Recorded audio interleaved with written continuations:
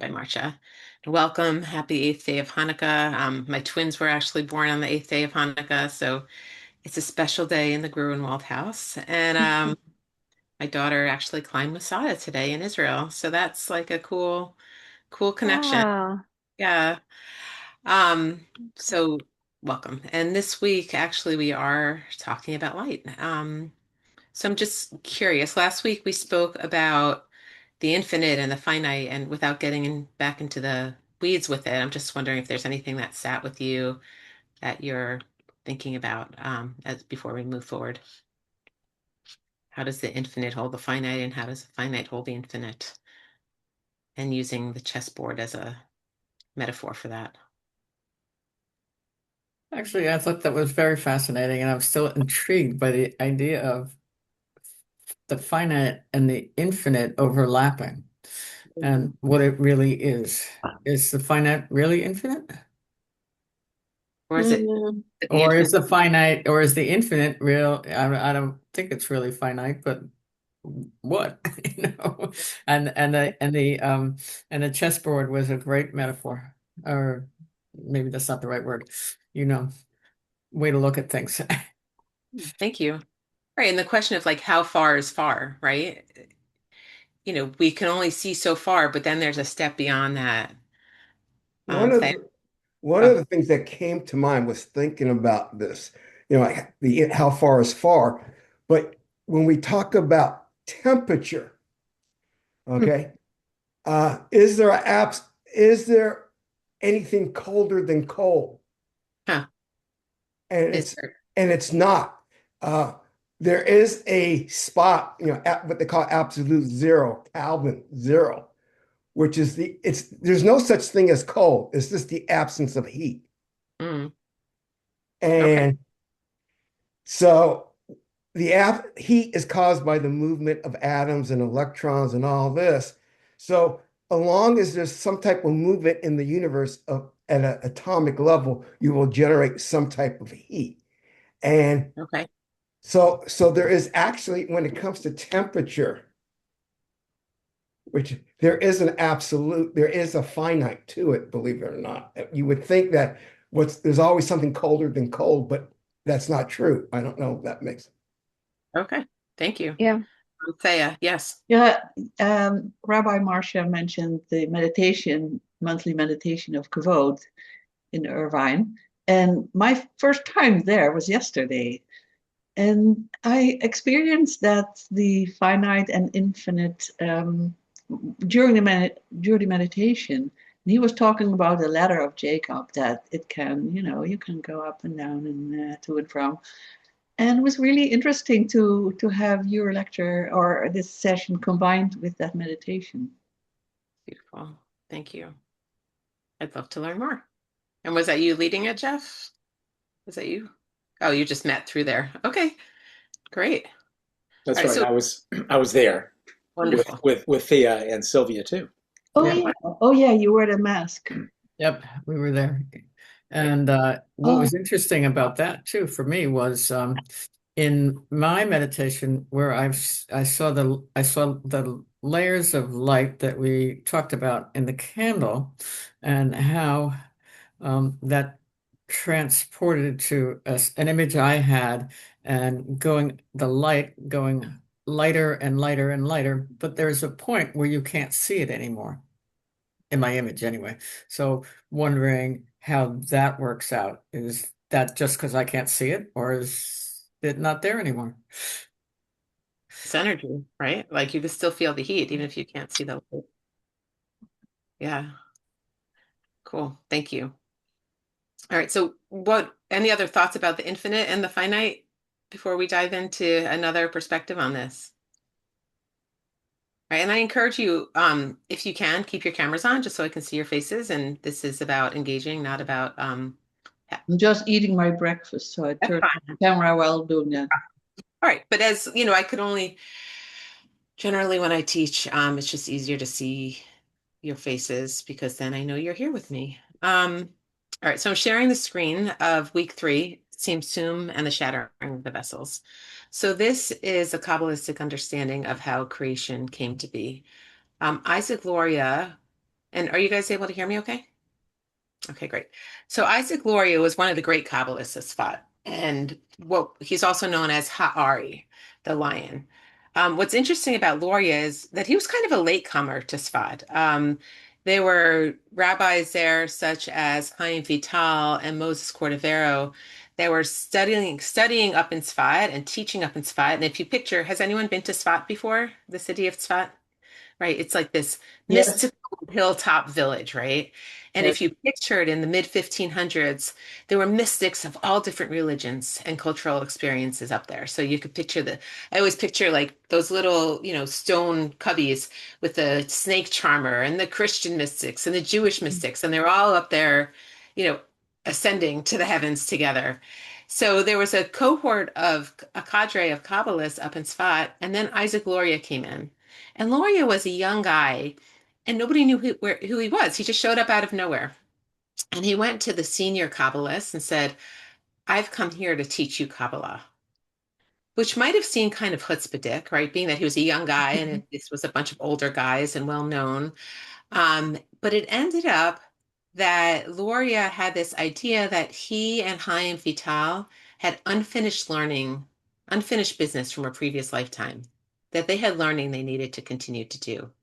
And Chaim Vital, even though he was a senior Kabbalist at that time, actually became Loria's scribe. And Loria would dictate his writings to him, and Chaim Vital would write them down. And Lorianic Kabbalah really became the mainstream Kabbalistic thought. It's what Kabbalistic tradition. It's what informed the Hasidic movement and informed the Chabad movement. Um, and Loria, what's interesting is that he only lived in Tzfat for 2 years before he died. So he was one of the most prolific writers and teachers, but yet he died at 36 in Tzfat. And what's also interesting is, when we talk about the custom of you're not supposed to study Kabbalah until you're 40, that's a custom that came about a century later. Um, but these guys were all young guys. They weren't over 40 and married and that are like all the things that we were taught, right, in our generation of why we could or could not access studying Kabbalah. So if you picture Isaac Luria, also known as Ha'ari, this young guy, and he and the rabbis were hanging out on the hilltop in Tzfat saying, well, what how if the infinite, right, is everywhere and everything, how did the infinite create space for creation to occur? And that's the question we're going to be looking at today. So I'll say that again. If the infinite is everywhere and everything, how did the infinite create space for creation to occur? How could there be anything besides the infinite in that space? So we're going to be looking today at the three-step process of creation according to Kabbalah, Lorianic Kabbalah. So let's dive in a little bit together. Rhea, are you in a place that you're comfortable reading? You'll have to unmute, please. Can you there you go. Can you hear me? I do. Thank you. I'm going to start with okay. Isaac Gloria there. Okay. Isaac Luria, Kabbalist in Sfat, 1570, describes that in order for creation to exist, God hollowed out space within God. Then God filled the empty space with light, which became so intense that it imploded. This fragmentation is the cosmic shattering of the vessels. It is the universe as we experience it. The modern Jewish concept of tikkun olam, rectifying or making the world whole, comes from this Kabbalistic teaching of reconnecting the fragments from the original shattering of the vessels. Luria's cosmological description finds parallels with the theory of the Big Bang. Tzimtzum, withdrawal of the divine God's self. Shevirat HaKelim, shattering of the vessels. Tikkun olam, repairing the world. Light. So we'll pause here for a second. Thank you. All right. So now, again, this is going to be kind of a visual explanation of how the world came into creation from a few different lenses. So again, the Tzimtzum is that God hollowed out a space within God. Sometimes I picture this like a melon baller, right? Like create a little scoop or I think about a bubble growing or a womb expanding, right? But the idea that that energy, maybe more like a bubble or a light bulb, that the energy was so intense that it exploded. And then all those pieces shattered everywhere, but those pieces contain these shards of light, that ore, the light at the beginning of creation. And our job as humans, right, is picking up those pieces and putting the world back together again. That every time we pick up a shard of light, every time we see the humanity in another person, every time we do an act of tikkun, of loving kindness or creating more justice in the world, that's part of that rectifying, that process of tikkun olam. So we're going to dive into this a bit deeper through the next hour. So Rachel, would you read the next section, please? Sure. Light and vessels are Kabbalistic metaphors for divine essence and embodied forms. The vessels of creation, or kelim, vessels, as they are called in Hebrew, were created in order to provide a container for the light that of the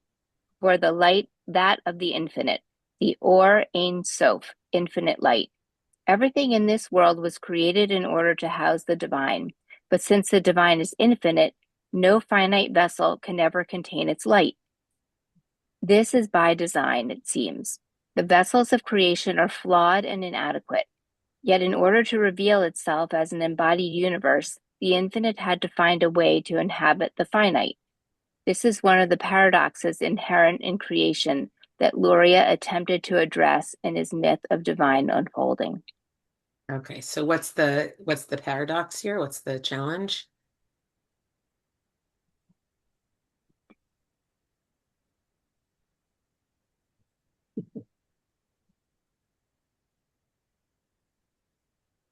Everything in this world was created in order to house the divine. But since the divine is infinite, nothing could ever contain it. Yeah. So did God create something that was flawed and inadequate? Because if God, how could God create something that can't contain God's self? So therefore, how does the infinite inhabit the finite? Sylvia, go ahead. Maybe I don't know, but maybe the process of our challenge, which is to repair the world and collect those pieces of light, is finite, each individual, and then it goes from one individual to another individual, and at some point it keeps going and going and going. Nice image. Thank you. Ray?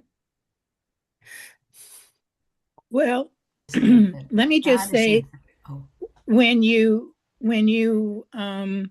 speak about the finite, it's a limiting concept. When you talk about the divine or infinite or infinity, it cannot be limited. Therefore, you have to think that it's like blowing up a balloon inside of a glass jar. Eventually, it's going to break it because the infinite cannot be withheld within limits.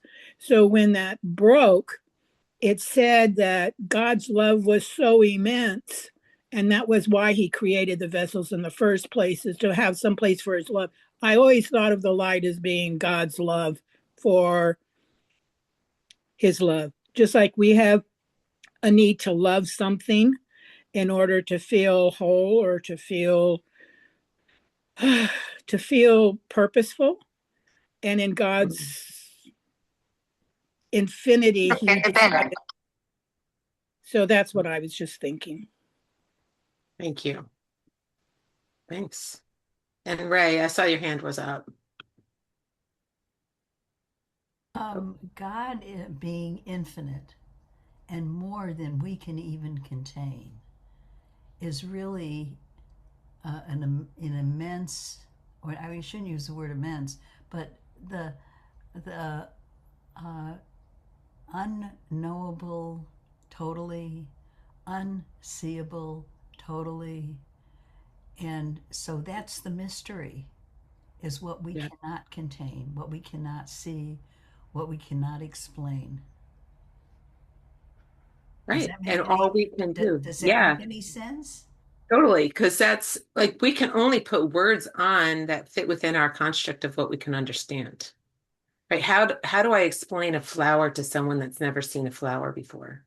How do I explain a sunset or love, right? To someone that's never experienced a sunset or love before. Right? So if we think about the divine, like that's beyond our language, our experience, and our understanding, we're putting limited words on that divine to create a construct that we can understand. Beautiful. So let's look at this a little deeper. So the first level here is the Tzimtzum, the withdrawal. And the way that I like to picture this is not that God withdrew God's self by shrinking smaller, but rather God created a space from within, like the womb image, right? The idea that when a baby grows in our womb, like the womb expands, or a balloon, or as Bobby said, a balloon within a jar, right? Or a glass blower blowing the glass. And again, it's all metaphors to explain what we can't understand, but let's try. Megan, can you read this Tzimtzum withdrawal, please? Tzimtzum withdrawal. Formation of a primordial vacuum. Ein Sof, the infinite divine, is said to have withdrawn itself, creating a womb-like empty space in the very heart center of God's infinite being. Great, thank you. And do you want to continue with the shattering? Sure. Shavira, shattering.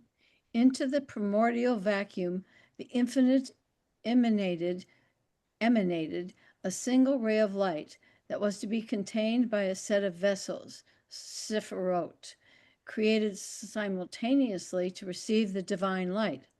However, this primordial light was so powerful that it shattered some of its original vessels. Luria suggests that the vessels, sephirot, were vulnerable to shattering because they were disconnected from each other. It was the state of intersephirotic disconnection that led to the fragmentation of cosmic catastrophe. Shevarat ha-kelim, the shattering of the vessels. Right. So what do you picture happening here in this shattering process? Big bang. Big bang, right? Like the energy is so intense that these shatter.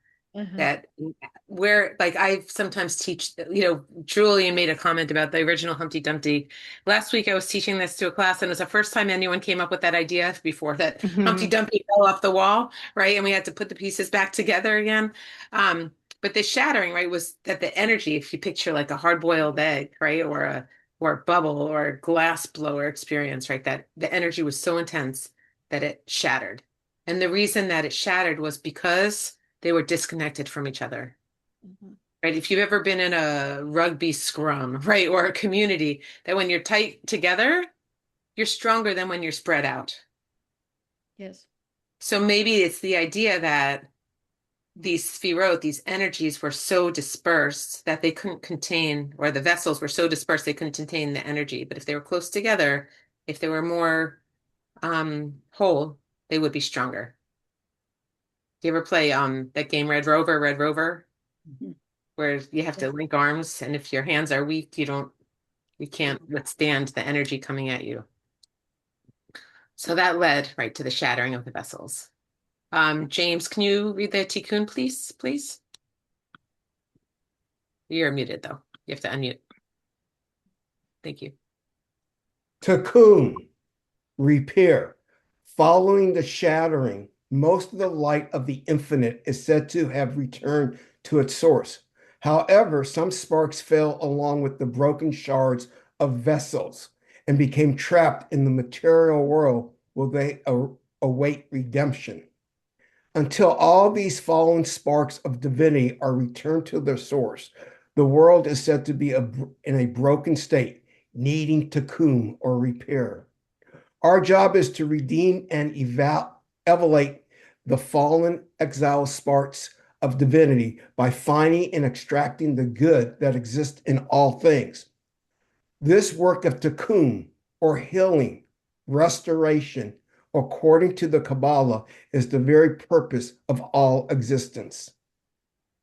So thank you. So tikkun, right? And tikkun olam, tikkun means repair. Olam is the world. So tikkun olam is repairing the world. It's become a mainstream thought in Jewish, movements. That our job is to make the world a better place. But how does that connect with the idea of this image of putting together the vessels? How do you see that or experience it? Well, each of the vessels had a title. I mean, they represented something of God's intent or God's essence, or God had, they were all worlds that God created. And as they shattered, we have to put those worlds back together in some kind of semblance of the creator's original, thoughts. And because we are finite, we work really hard through physical attributes, you might call, such as we always say kindness, loving kindness. We always say, your mitzvah is helping to repair. So we have to find physical ways to recreate those infinite or divine worlds that were created. Mm, thank you. Sylvia? But if everything was created by God, that means all of us were created by God as well. And so we are part of what was shattered. Hmm. And as we put the world back together, we're kind of involved in the process of putting us back together as portions of light. So this might, for me anyway, this might bring up the question of, so does that make us infinite? Huh. Interesting. What do you think? Well, I we we all, physical, finite, light, infinite, but we're part of all of it. So there's part of us that is infinite, I Yeah, think. I'm with you, Sylvia. I'm with What you're you. saying is awesome, because we are not, we are only infinite in that we have a legacy. Our civilization, or our humanness, keeps recreating. We keep having children. We recreate ourselves over and over again. And as we repair the world around us or around our children, we become infinite. You're right, Sylvia. I think that's awesome. Uh, there is a we I were see. talking about, like, I think last week, about love and emotions and energy being passed on. There's a Kenny Chesnick song called "Wherever You Are Tonight," and it's about someone who passes away, but to him, the person is still here, no matter where they are. Their soul, maybe physically, they're not here, but they're still here because of the love they gave him. And there's a great line. He says, "Your love that you leave behind is your salvation." And I Hmm. think the love that you pass on, your actions that you pass on to your kids that make them better, and that love, they develop, they do good things, and then they pass it on to their kids, subconsciously. Just as evolution, we develop physically, I think we can develop by passing on traits through our own individual actions to our next generation. Great through And then they actions. carry that on. Thank you. Jeff. Yes, thanks. Um, I'm having I'm having difficulty, I think, responding to your question, Melanie, and that is directly relating to Kun Olam, to this metaphor of the broken vessels. So, Tikkun Olam, I'm all in. I mean, because I can, in my perception of our world, there is brokenness. No, no, and we are. The Talmud tells us that we have a responsibility, a moral imperative to help make the world a better place as we're able. Um, but this the creation's story that's being told here, it seems to imply there's a there's a fault, there's something wrong with God's imperative, with this creation that infinite awareness um, created, um, in that there were shards. There's this brokenness that doesn't seem to reconcile for me with with infinite consciousness, with divine consciousness. Or right, or the question is, right, would the divine intend everything to be perfect and smooth, or is the brokenness part of the divine design? Yes, it gets to the question of intent. Like, why would God in this infinite state should decide? These words don't quite work for God, of course. Um, to to create some finiteness to the universe. Yeah, that's a really powerful question. Yeah, I don't have an answer.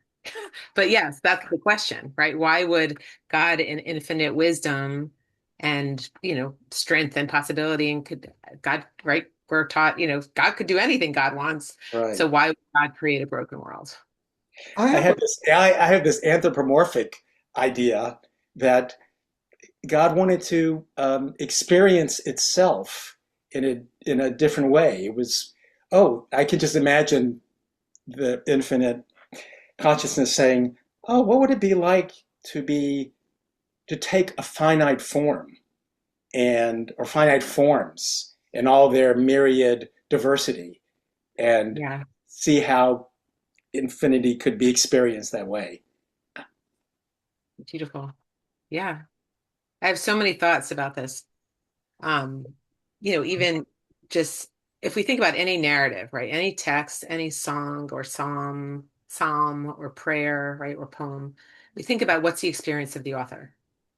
So for Isaac Luria to be writing this down, maybe Isaac Luria and his buddies were like, wow, the world is feeling pretty broken right now. Like, how many of us have felt that way, right? The world is feeling pretty broken right now. And here we are, just humans. What are we going to do? Right? How could God make such pain and illness and brokenness and the question not being that, well, there's a good God and a bad God, right? There's one God, and from that God, Yoser Or V'Hoshech Oseh Shalom Et Hakol, like that's what we say in our blessings before the Shema, creator of light, creator of darkness, creator of peace, and everything else. Even in the order, there's that messiness, and we can't have one without the other. We wouldn't see the light if we didn't have the darkness. Right. We wouldn't see the wholeness if we didn't have the brokenness.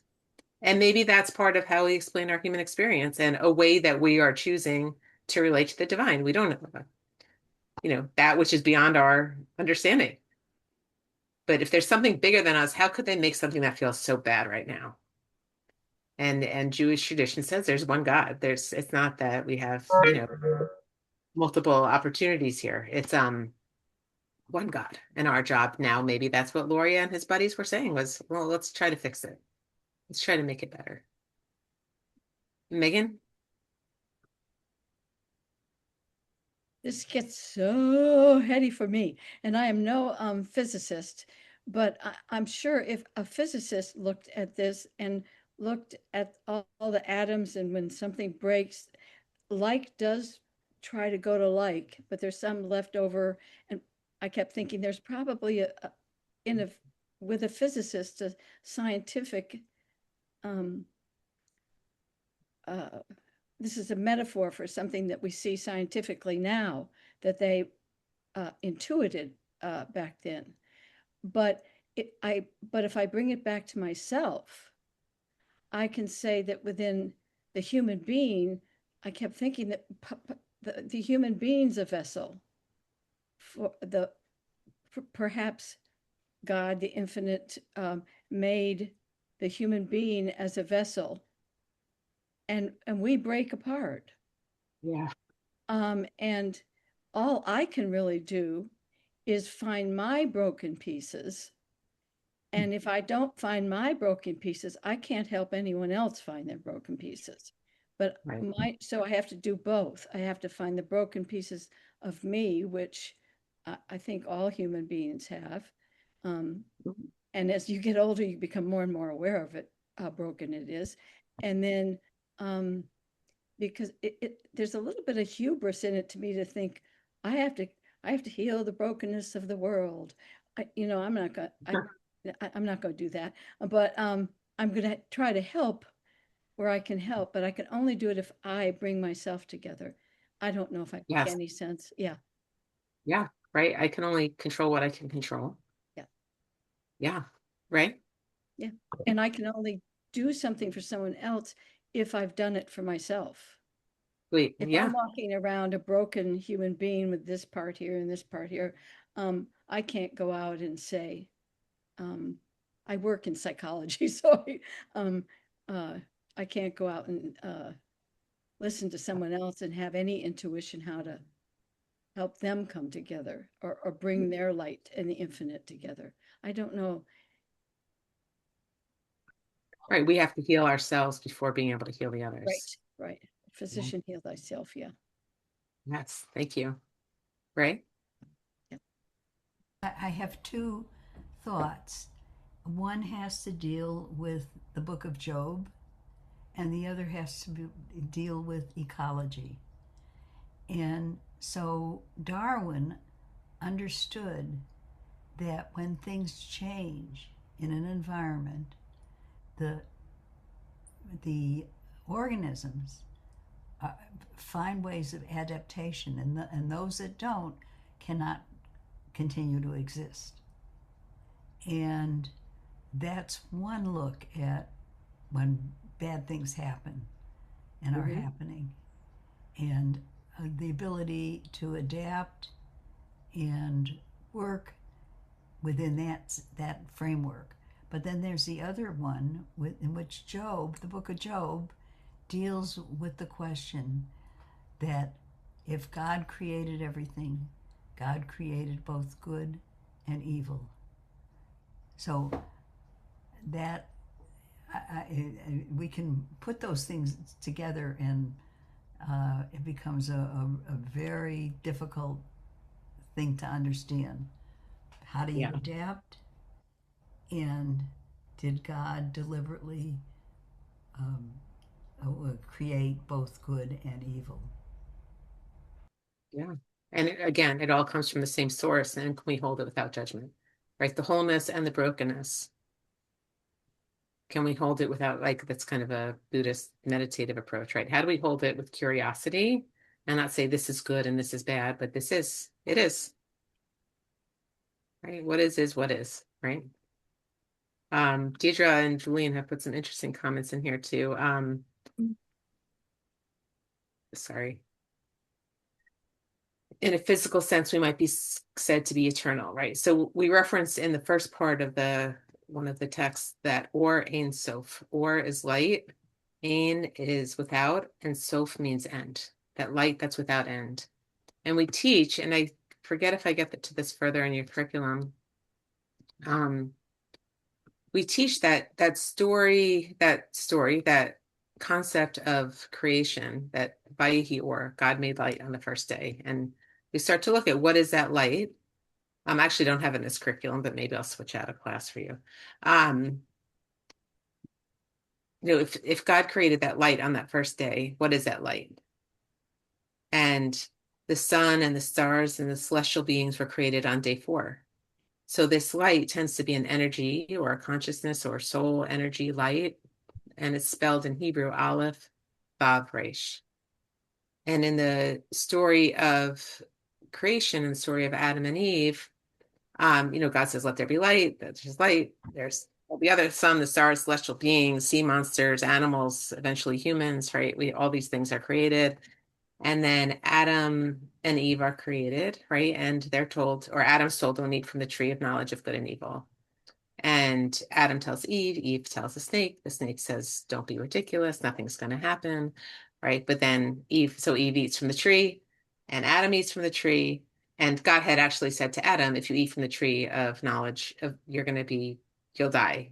And they don't die. They end up living, but they're banished from the Garden of Eden. But their parting gift, does anyone remember what it is? She, Eve What? has the pain of childbirth. That Is too, right? And then something with hitting the snake, he will toil the land for the rest of his life, and Eve will feel the pain of childbirth, and something about hitting the snake over the head or something like that. Great. But that when they're left, they're given these garments of skin. Right. So the or at the beginning, Vayihi or, and that's spelled Aleph Vav Resh, is this light that's sorry for the typos. Um, That's what they're given. Who says it's a gift, right? So or with an Aleph is Aleph Vav. There should be Aleph Vav Resh. Well, correct. Um, but then when they're given garments of skin, it's with an ayin Vav Resh. So it's also or, it's phonetically the same, or, but it's with an ayin instead of an aleph. And what the Kabbalists would say is that that or from the light of creation is that infinite light energy that's in each of us, right? That connects us across time and space and generations. Um, and the ayin, interesting connection, Deirdre. The ayin vibration, they were given skin, they were given garments. So what the Kabbalists, the mystics would say was that Adam and Eve were energy and light beings before they became skinned beings. Right. And what separates us one from the other, besides our computer screens, right, is our skin. Right. As close as we want to be to somebody, as intimate as we want to be with somebody, or even if we're holding a baby, right, on our chest, skin to skin. That's as close as we could be with someone. We can't rip our skin off and have our energy connect. But here we see that moment of differentiation of human beings from one another. It's that moment of receiving our skin, our garments of skin, our coat note wool. So that light energy, and I think this is going back to where we started, is the idea of if that light was at the source of creation, that's in each of us now, right? If energy and matter, and if energy is neither created nor destroyed, that energy from creation is in you and me. That energy and matter is just energy in different layers, right? So that's energy is in the table, energy is in my coffee, energy is in this space. And that energy, that ore, just keeps getting recycled through time and space.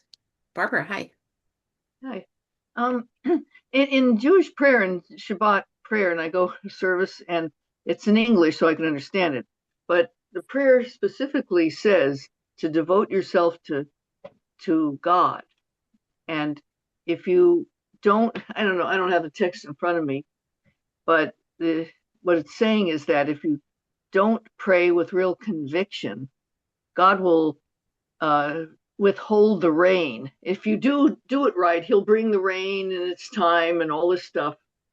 But if you don't pray with real conviction, with real belief that He's the Almighty and all that, He will withdraw the rain and cause affliction on you. So it kind of makes me wonder, is God really controlling bad things happening to people? And if you don't pray to Him enough, and I even heard it said, I don't know, I read this somewhere, that they blame non-Orthodox, non-religious people for not keeping the Sabbath right.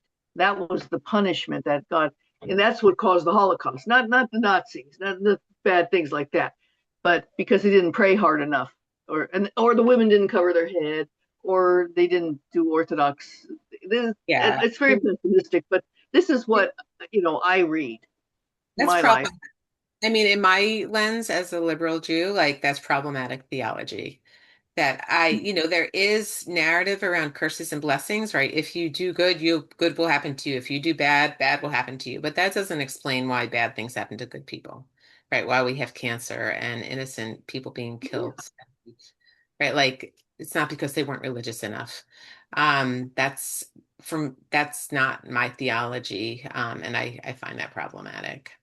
Why Um, do we even have a prayer like that? I mean, it's ridiculous. Ask your rabbi. I don't know why they include that. It's, like, I think it comes to creating a narrative where people are trying to make sense of the world. And if that's the way they make sense of the world, that's the way they make sense of the world.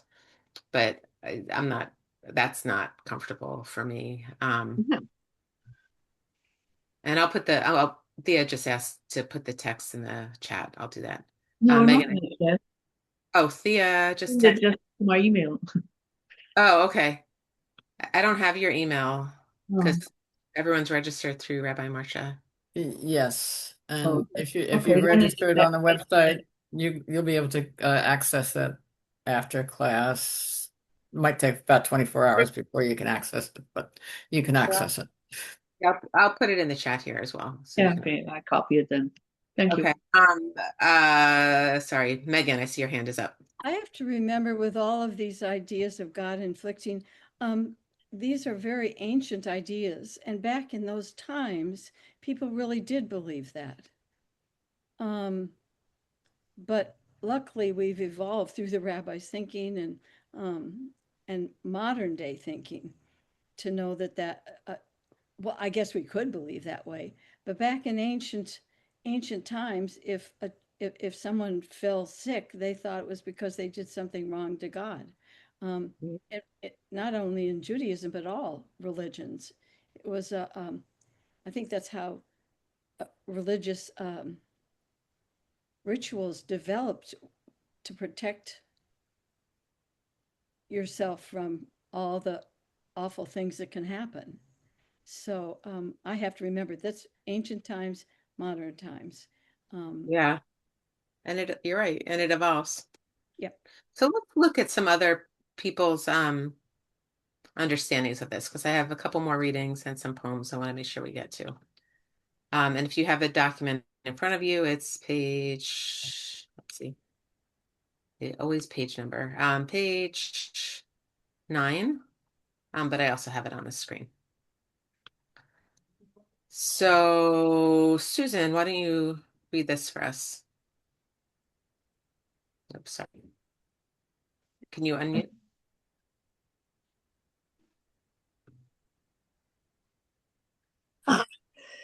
The Kabbalah describes that in order for creation to exist, God hollowed out a space within God. Then God filled the empty space with light, which became so intense that it imploded. This fragmentation is the cosmic shattering of the vessels. It is the universe as we experience it. The modern Jewish concept of tikkun olam, rectifying or making the world whole, comes from this Kabbalistic teaching of reconnecting the fragments from the original shattering of the vessels. Right, so thank you. So this is Howard Schwartz, is an amazing Jewish storyteller. And he creates this image again of, right, God hollowing out a space within God, and it imploded, the fragmentation, right? So is there anything different in this than what we understand from the earlier readings?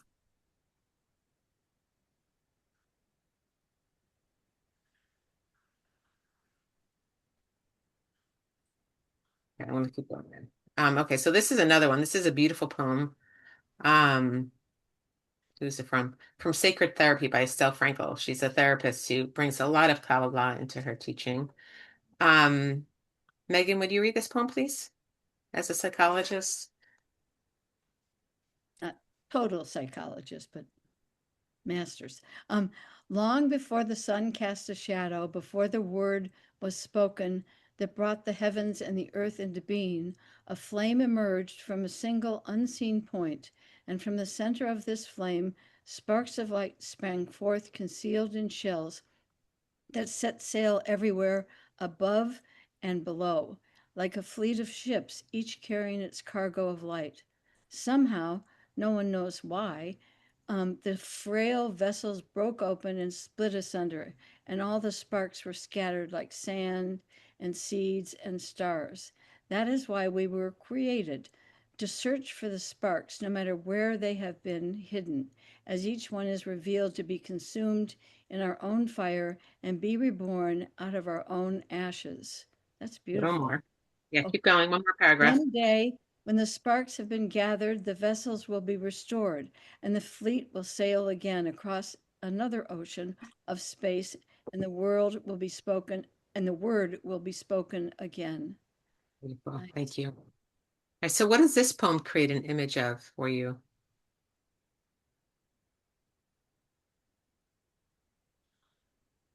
How does this tell the story of Tzimtzum? Well, this one sounds a little more chaotic with sailing ships, and you have you have this visual of not being connected. But then the shatterings, he doesn't even give you an explanation why they shattered. They didn't bump into anything. They just sat there and was so frail that they fell apart. So, yeah, I don't know. I don't like that definition. Okay, I think great. since she works in psychology, she's um, when metaphorically, when we left the Garden of Eden, we became conscious. And when we became conscious, things broke apart. We saw opposites of things. And if you look at a person, when they become conscious, as a child, everything's everything, but then things begin to break apart. And if I can put this right, I don't have the poem in front of me. It's a beautiful poem of the job of putting, and we're all little vessels just sailing along in life, broken up and all of that. And our job is to bring different parts of ourselves. I believe there's an eternal light within each person, which attracts the light that's been broken off. You bring it in, and the person becomes more whole, and thus all the people, we become more connected. It's hard to put into words. She's done it beautifully with a poem, but Right, we're each carrying our cargo of light. yeah, This we're a little bit broken. yeah, we're broken. People are broken, but the more we work on it, the more we come together and we can sail along. But it keeps being broken. It's not, we don't become God. Who was going to jump in there? I heard a voice. Oh yeah, I said it's a little bit like the Big Bang Theory. It starts with a little spark, and technically that's what it starts with a little spark, and then it just goes out from there. And it's like, and stars are created, at the end of it, So it has that metaphysical quality to it. Uh, I have a question, Melanie. A lot of the early Kabbalists, a lot of them were like from Spain and experienced the Inquisition, I believe. Because they talk about shattering, like their whole life was shattered.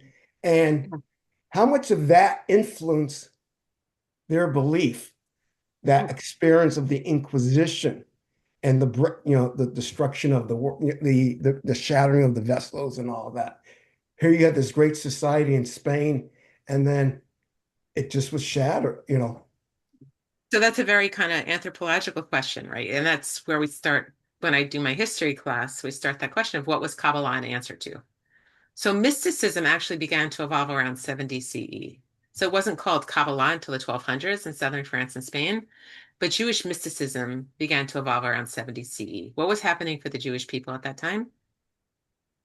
Was wasn't there like in France they were being just killed Or off? right, the Romans, Well, Deja, right. Yeah. just got the Romans. What are the Romans up to? Are you able to speak? Well, with Christianity, the Roman Empire was falling apart in the seventh century. You also have Islam starts around that time also. Um, Mhm. I think we get caught in the middle between the two empires that are emerging.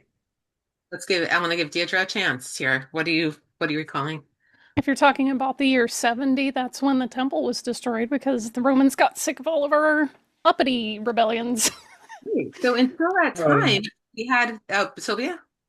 Yes, the Roman Oh, Empire 70. was 70. was Yeah. rolling through. Let's put it this way: it was the in the middle of its its apex. It's just rolling through, so anybody in its path was going.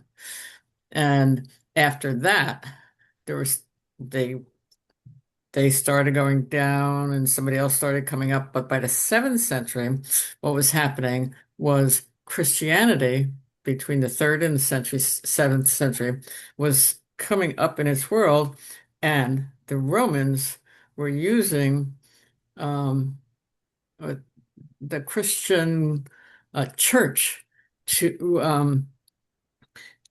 consolidate their stranglehold on the world as we all knew it. So that was going on, and Right. yeah, and James is totally right. Islam was coming up as well, but so we were caught in a vice from Yeah. 7th to 16th, at least the 16th century. I'm even talking about the first century. So 70 CE, right, was the destruction of the temple, right? The second temple. The idea that in Jerusalem, right, we had our temple where everybody would go for the festivals and offer their offerings through the Kohanim, through the high priests, to connect to God. Right. But then with the destruction of our temple, we had to figure out how do we connect spiritually rather than physically, right? We didn't have a place and intermediaries anymore to be offering up the spices and the offerings to the gods, to God, to heaven. So now the Kabbalists, the mystics were started to practice early meditation. If you've heard of the chariot meditation, the idea of meditating to ascend back into that Garden of Eden, to go back to Pardes, to the orchard.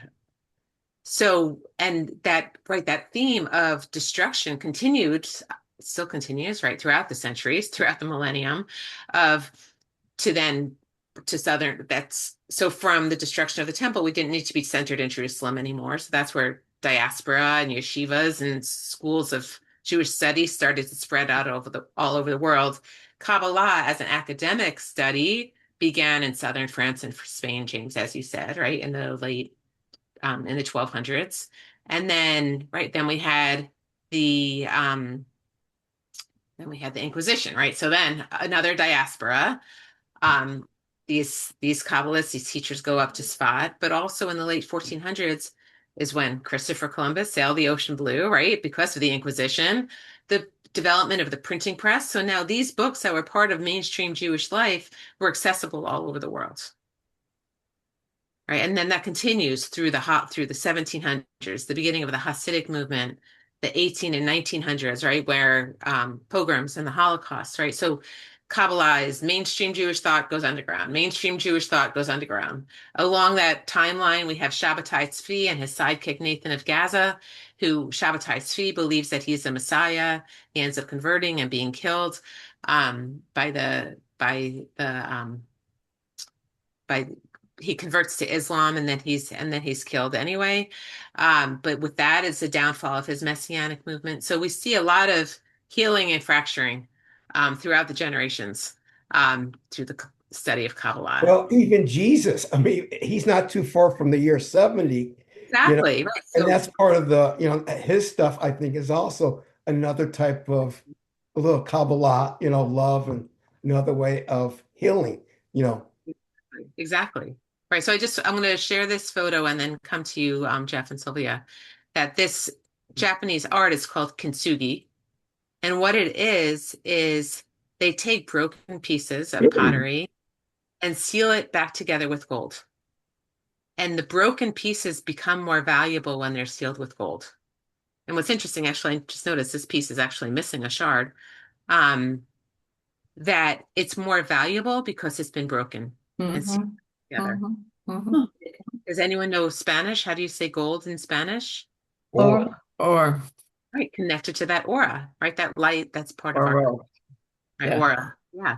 So it's another interesting connection of how we see the brokenness being put back together. And we see, like, even when we break our arm, where the bone heals itself is stronger than the rest of the body, the rest of the bone. Where we have brokenness and healing is where we have strength. Okay, Jeff, go ahead. That reminds me of one of my favorite stanzas from Leonard Cohen. Ring the bells that still can ring. Forget your perfect offering. There is a light.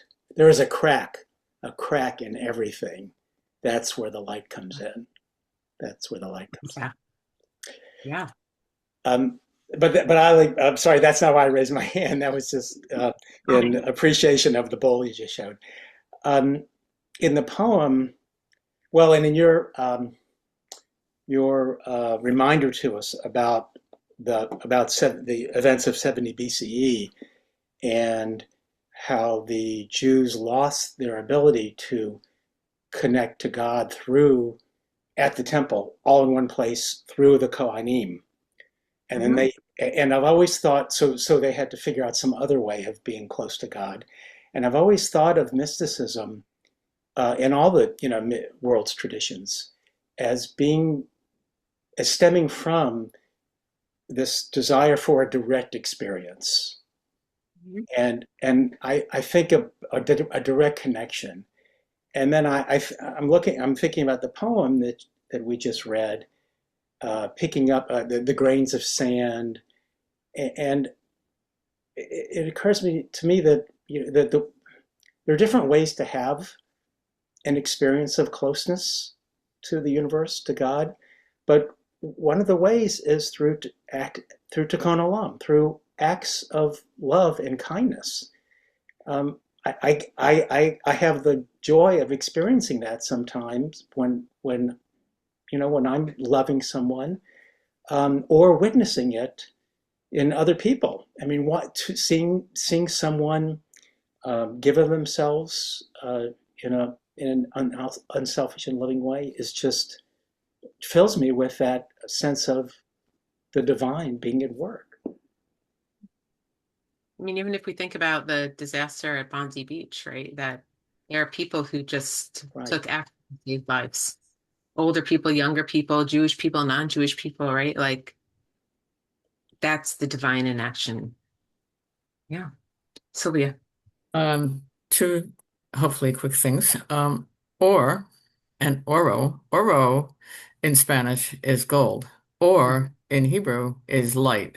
So I think that is quite wonderful to see it that way.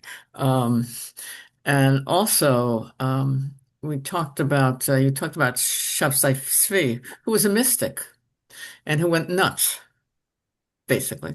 And after his demise and his getting his head cut off, and the traditional and also the Kabbalistic had needed to pick themselves up from that and have Jewish learning, so we didn't lose everything. And so I believe that that's where the teaching of you can't study Kabbalah until you're 40, otherwise you could go crazy. And, exactly. Yeah. Right. So no, I'm over 40, so I'm all right. One more comment, Deidre, and then I'm gonna keep going. Go ahead, Deidre. I know that it's a common thing to say that you shouldn't do it till you're 40. I think that has less to do with your sanity level and a little more to do with your life experience personally. Like I look young, but I'm 41, so I already crossed the bar. But it's a way that you internalize the information, because it's not, in my personal opinion, it's not just there to tickle your neurons. It's there to transform how you treat other people.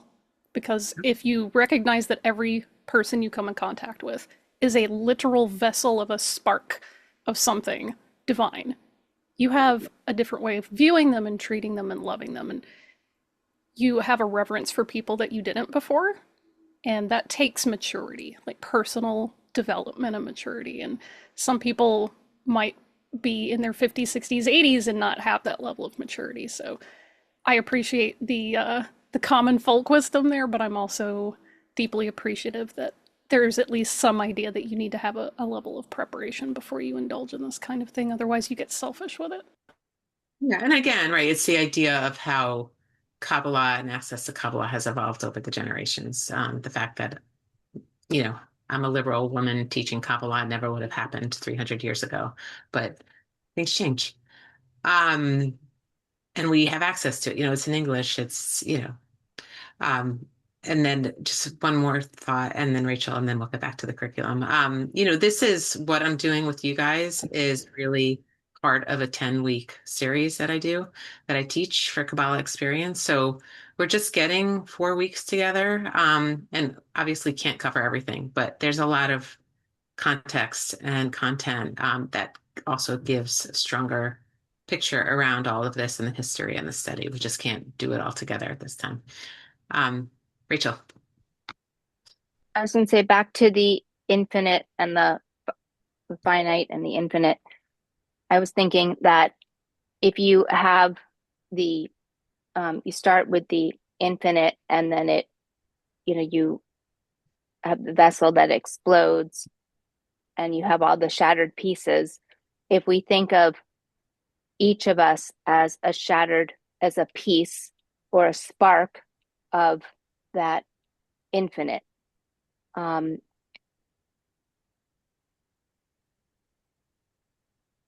we can all be like a pluripotent stem cell, you know. What And does that mean? so those are the cells in our body that can grow into absolutely anything, or become any type of cell, become a full body, just transform into anything. So um, we we all have the full potential in all of us. So we are all, even though we might just be one spark of the infinite, we all have the potential of the infinite. Yes. Beautiful. We all have the potential of the infinite. So with that, I'm going to bring you to my last poem. Um, I'm going to put that here. And Rachel, why don't you read this for me? Starting with each lifetime. Each lifetime is the pieces of a jigsaw puzzle. For some, there are more pieces. For others, the puzzle is more difficult to assemble. Some seem to be born with a nearly completed puzzle, and so it goes. Souls go this way and that, trying to assemble the myriad parts. But know this, no one has within themselves all the pieces to their puzzle. Everyone carries with them at least one, and probably many pieces to someone else's puzzle. Sometimes they know it, sometimes they don't. And when you present your piece, which is worthless to you, to another, whether you know it or not, whether they know it or not, you are a messenger from the Most High. Lawrence Kushner.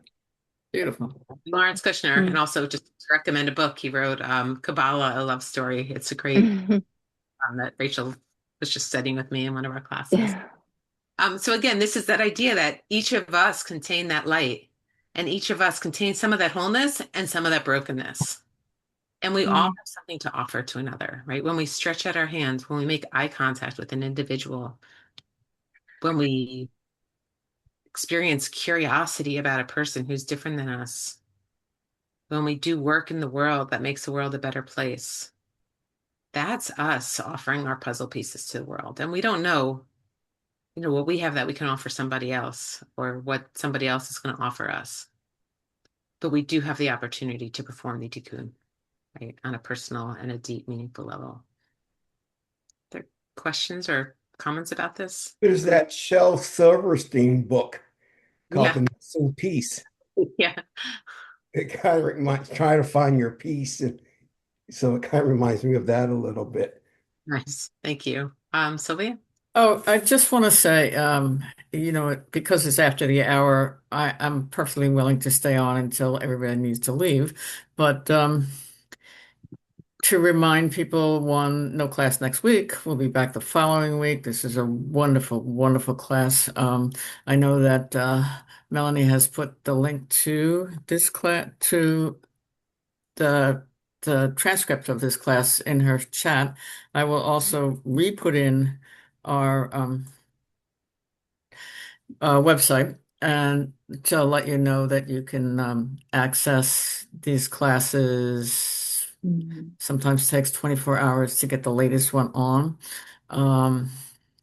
And if you are happy with the classes and you feel inspired and would like to make a donation to help us bring you classes like this and more, please feel free. Thank you. Thank you for this opportunity. I love spending time with you guys. Great. Other thoughts just on this poem before anybody wants to drop off for this topic? I liked Megan? one of the, oh, sorry. Go, Rachel. I've talked more. You go ahead. Yeah.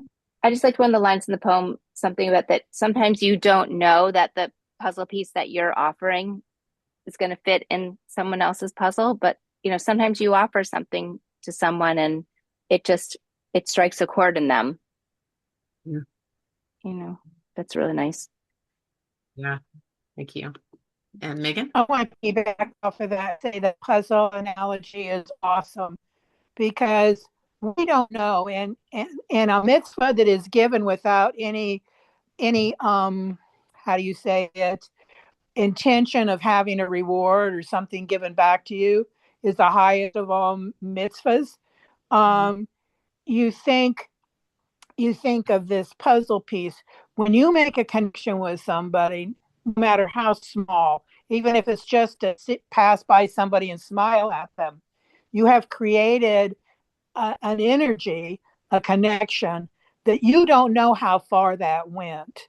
Even if you just say, "Oh, have a good day," or "Thank you so much for holding the door for me," or Yep. anything that you say, anything, any communication, even if you touch somebody's hand in the hospital, your energy imbows them and goes in there and speaks to their energy and says, there is two souls getting together are so powerful that when you stay by yourself, you don't have that sharing thing. But when you get to in a room with several souls, oh my God, all kinds of energies going all over the place.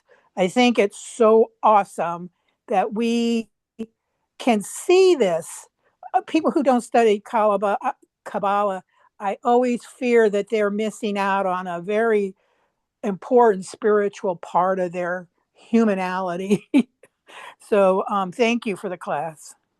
Thank you. And I mean, what's also kind of interesting is that all these mystical traditions were developing around the same time, right? All over the world. And we didn't have the internet and Instagram and Snapchat to be saying, or email to say, hey, guess what I've been thinking about, right? Like it took months for transcripts to be transferred between communities. But yet, mysticism in Mesa Verde, Colorado, near where I live, right? In Jerusalem, in India, like all this was happening at the same time. Like what was going on in the world that there was some kind of need or some kind of energy that was influencing this higher spiritual realm and connection. So that's kind of fascinating. That would be an interesting class actually to take someday about, instead of comparative religion, but comparative mystical traditions and see what happened. I would do that. I mean, I would take that because I don't know. I have to learn more about it. All right. Thank you all. Have a happy and a healthy rest of Hanukkah, which is today, and New Year. And I'll see you in the first week of January. Thank you all for being here. And for those of you that celebrate, Merry Christmas and Happy Kwanzaa. And just be well. Take care of yourselves. Thank you you. so much. Thank you. Happy rest of Hanukkah Thank and you. everything. Thank you. I'm so glad to connect. Thank Bye. you for this.